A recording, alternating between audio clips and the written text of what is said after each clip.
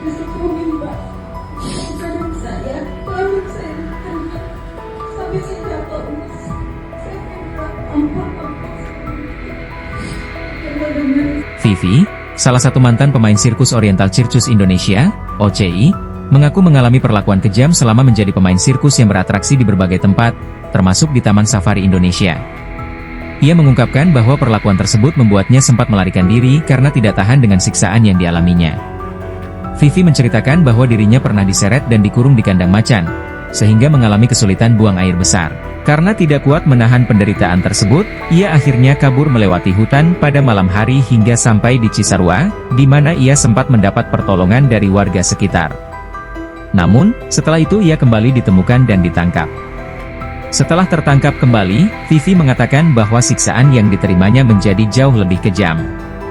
Ia mengaku diseret, dibawa ke rumah, dan disetrum, termasuk disetrum pada bagian kelaminnya hingga membuatnya lemas.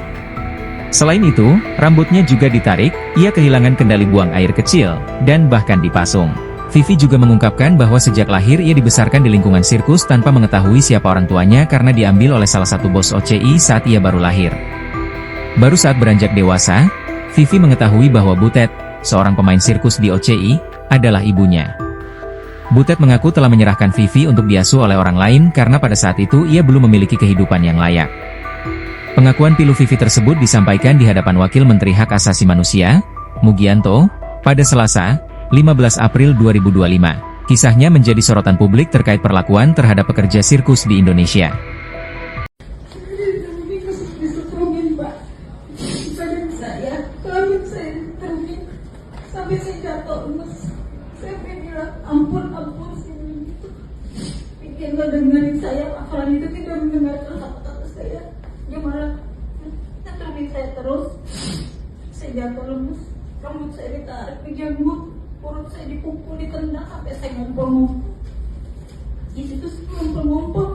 Kemungkinan banyak sekali tindak pidana yang terjadi di sana, banyak kekerasannya, ada aspek-aspek yang penting juga yang mungkin orang tidak pikirkan, itu soal identitas mereka. Mereka tidak tahu asal-usulnya, tidak tahu orang tuanya, beberapa dari mereka. Ini ya, memastikan supaya apa yang terjadi kepada mereka di Oriental Circus Indonesia itu tidak terjadi lagi.